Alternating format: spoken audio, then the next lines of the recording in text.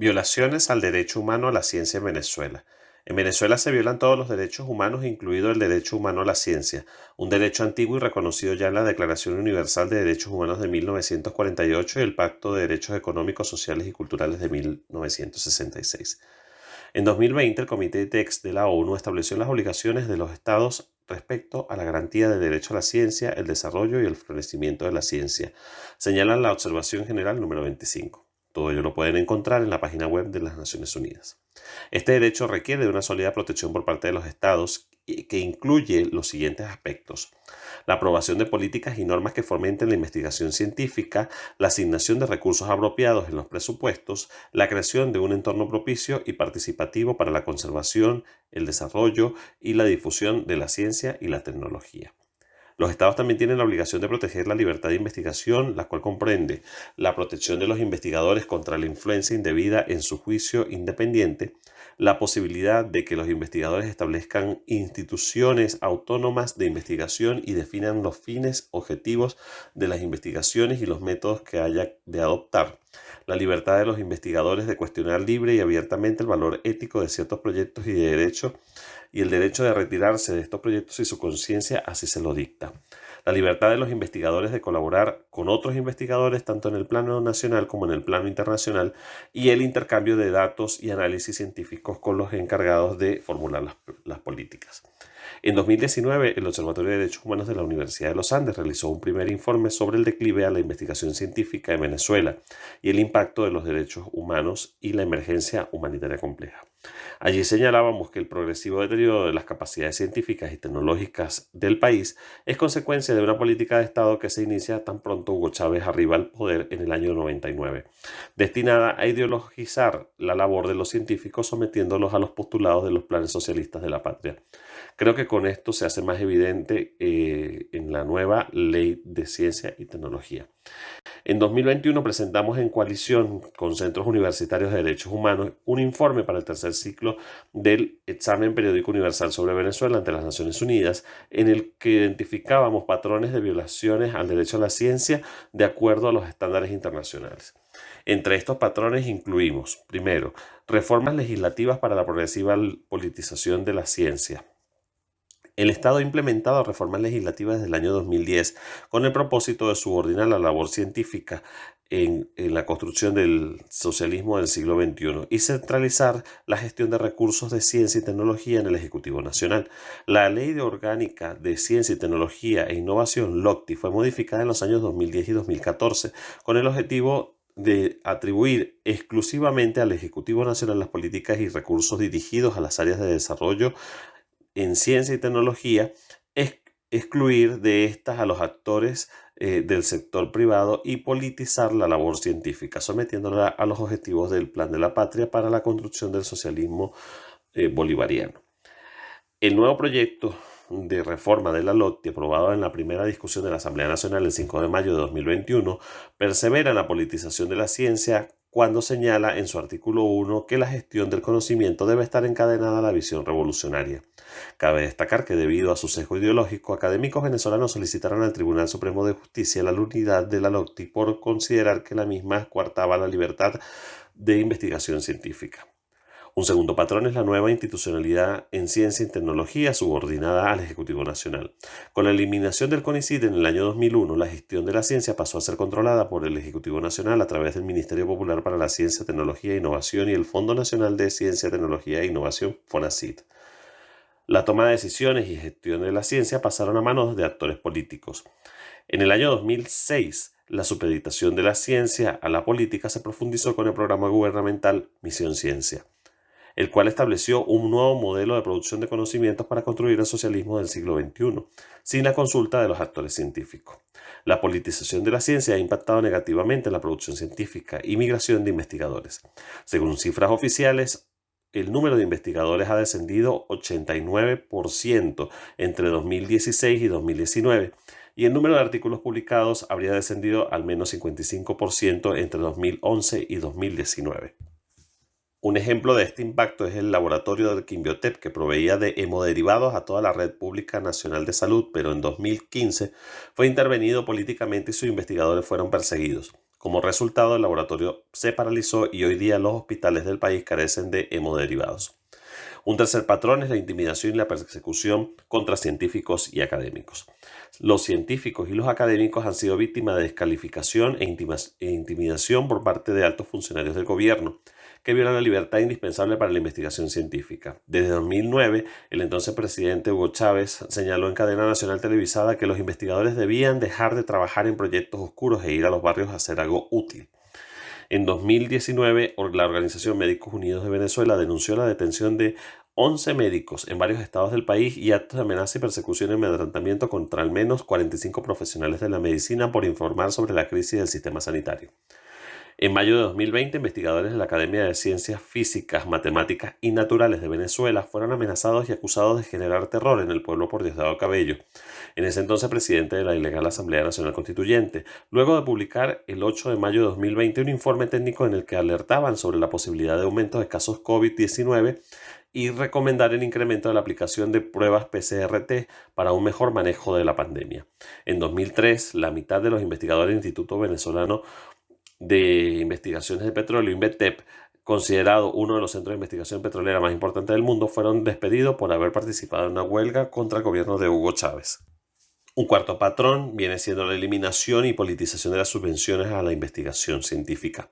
En 2010 es eliminado el Programa de Promoción a la Investigación PPI, Programa Nacional de Subvenciones, que funcionaba desde 1990 y se lo sustituye sin consultar a la comunidad científica por el Programa de Estímulo a la Innovación y la Investigación PEI, que incorpora criterios y actores no científicos. Para 2016, el FONACYT dejó de financiar el 80% de los proyectos de investigación que financiaba en 2001 y soporte a las universidades públicas para el financiamiento de la investigación descendió 92% entre 2004 y 2016. Estas políticas regresivas han producido un dramático descenso en la productividad científica. En el año 2001, Venezuela ocupaba el quinto lugar de productividad científica en Latinoamérica. Para 2020 ocupa el 10º. También han afectado áreas necesarias para el desarrollo del país como las ciencias agrícolas. En 2012, investigadores acreditados en el PEI en ciencias agrícolas representaban 23%, reduciéndose a 11% en 2015.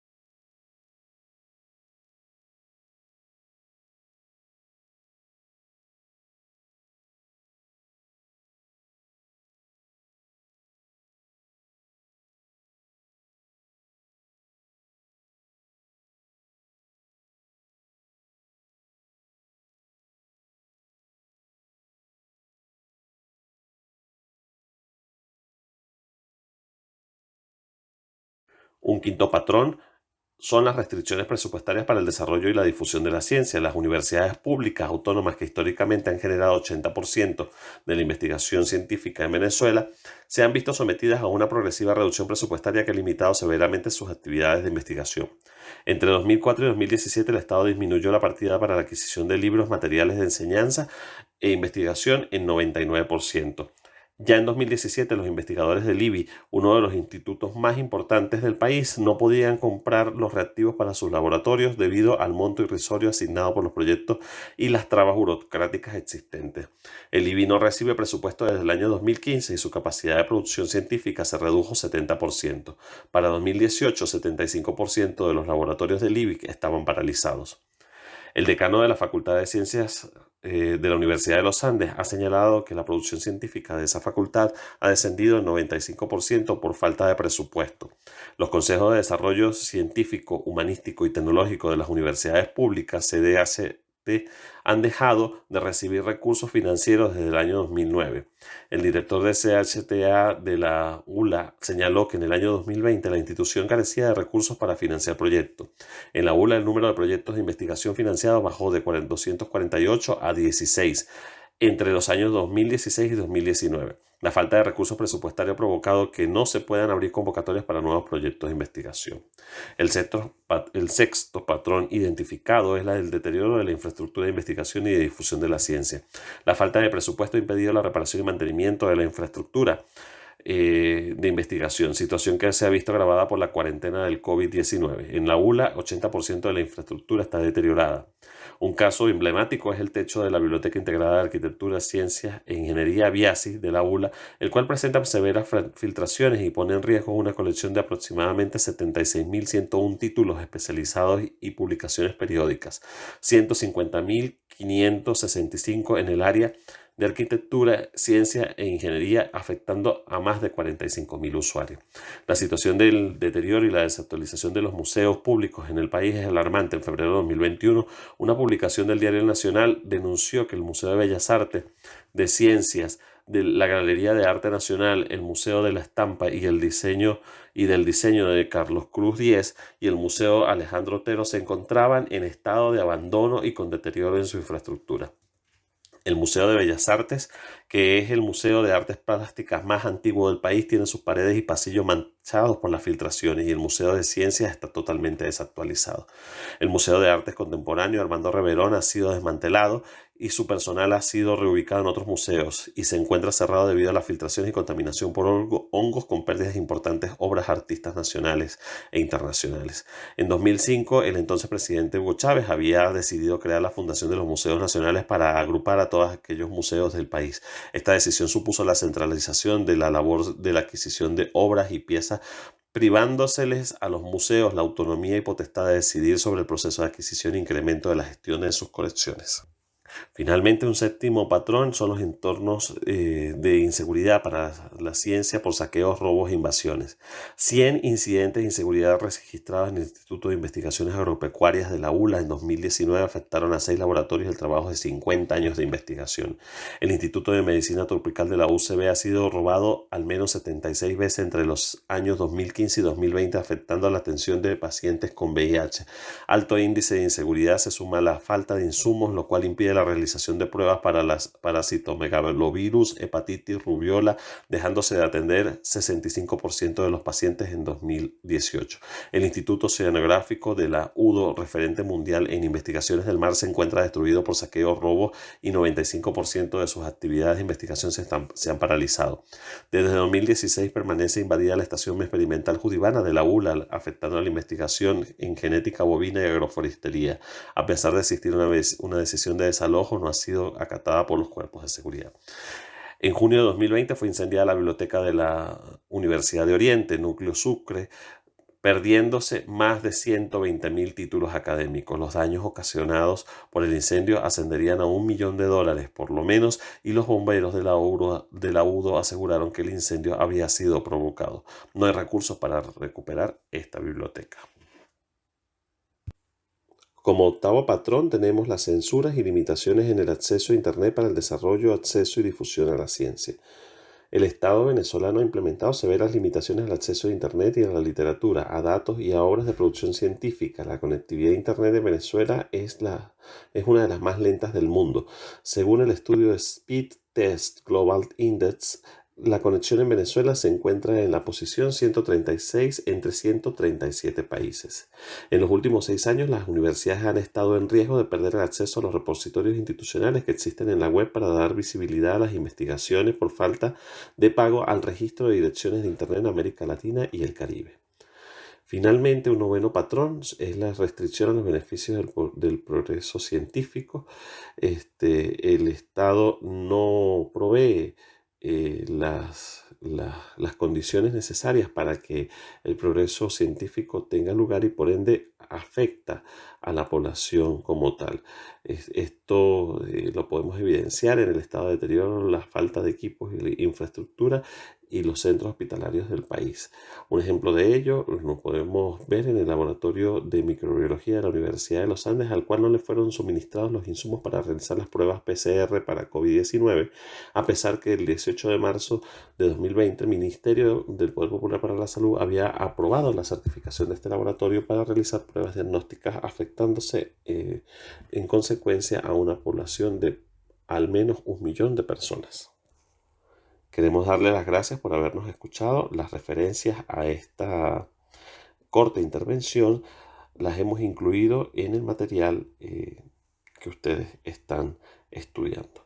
Muchas gracias por su atención. Los invitamos a visitar nuestro portal web www.uladdhh.org.be, donde podrán ver todas nuestras publicaciones.